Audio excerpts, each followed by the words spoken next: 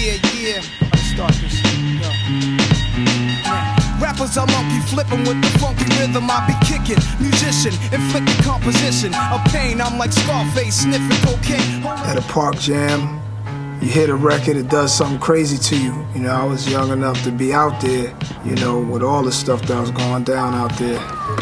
But after the park jam was over, you just had memories, what it felt like, what you thought you heard the rapper say, or how you thought the DJ presented the record. But when you had a chance to have it on cassette, then you could sit there and really study it.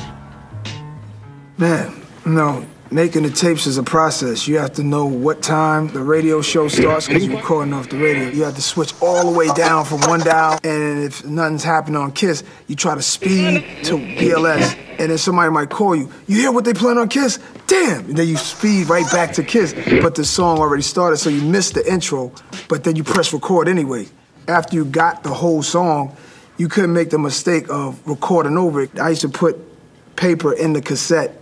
Then there could be a time when they might stop playing a record for a week. And you're gonna die if you don't hear this record. If you don't record this record by next Friday, your whole month is messed up.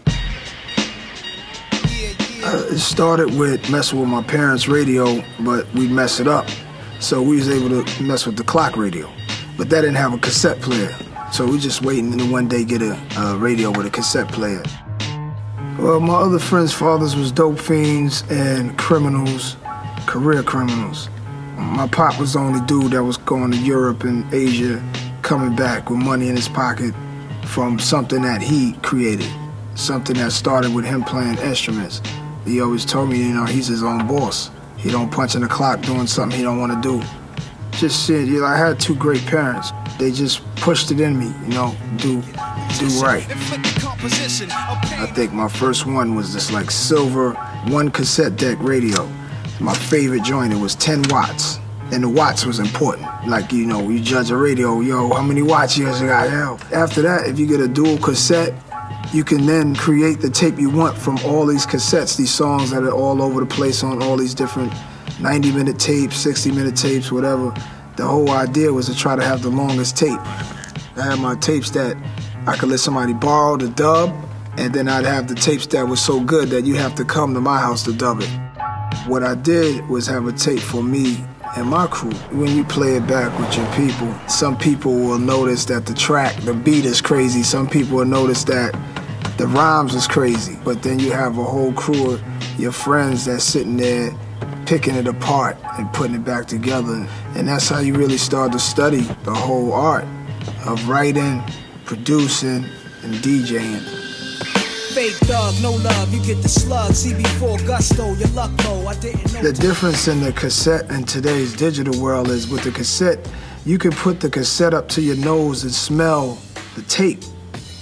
It had a smell. It was like, it was wild. And if it ever popped and you pulled it out, the material the tape was made out of, you can kind of stare at it.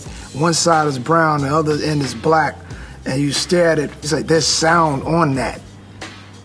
And it smells. If you touch it, you could probably kind of rub it on your fingers. You're thinking like, damn, this is science. This is serious. It was everything. The batteries, if they start dying, you put them in a freezer. I don't know if that worked to this day, but for some reason we thought if you put them in a freezer, you would recharge them. You have an antenna broke, you know how to fix that. The cassette door could break, but you knew how to throw it in. You can hear when your tape starts speeding up, you better stop it before it pops. That was just a whole lifestyle that's gone.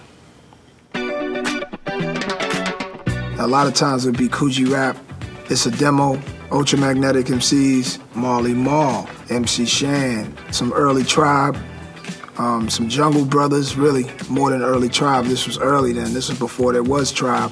Shinehead was somebody I remember, Yellow Man, of course Bob Marley. Reggae music is New York all day. Queen, We Will Rock You, to me is a hip-hop record. The Mary Jane Girls, you know, I thought they were great. Cool J Records, his first single, I Need a Beat, and then MC Shan's Beat Biter when he talked about him. Roxanne Shante, Craig G, artists from my neighborhood where I grew up, Queensbridge Project. You had to have theme music, you know what I'm saying? We had the big radio, and we would time it so that certain songs will be on by the time we walk through 10th Street or 12th Street or the 41st side, then all the way back to the 40th side. You know, we walked through the block with a certain song that represented us. And if you start some shit, your ass had bet to run, cause you're in the bridge. That song is like, it's about the park jams, how it got too violent, how don't start nothing out there.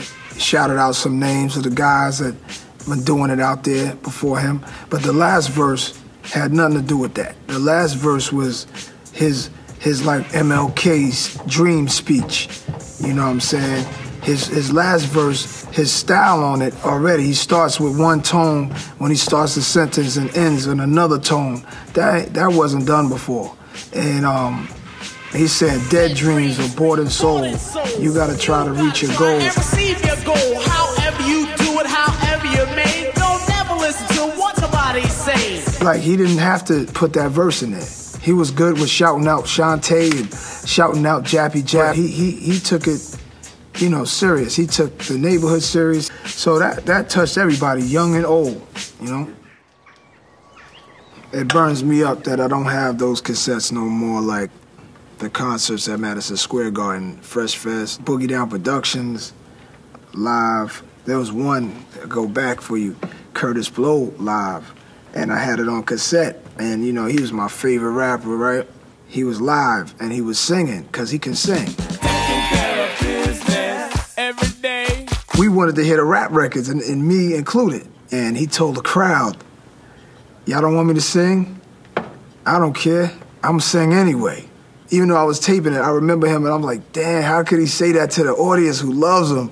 He's like, I don't care what y'all want to hear. I'm gonna keep singing. The history is heavy because I remember, like KRS once said, it isn't even 20 years old. 50 years down the line, we can start this because we'll be the old school artists. And even in that time, I'll say a rhyme. What he did back then, today is unheard of. He wasn't just there for the check. He was there to enlighten us all about the culture. Well, if I made a mixtape now, it'd be a lot of Scarface on it.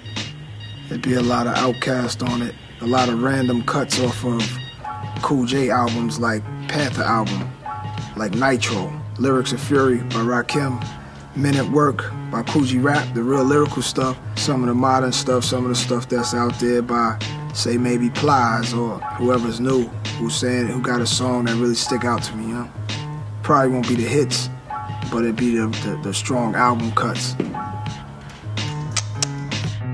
There's a time where you're finally about to see hip-hop artists really have careers. And most of the guys that were from the cassette days are gone. They paved the way, they passed the torch for all of us. I'm blessed to have those memories.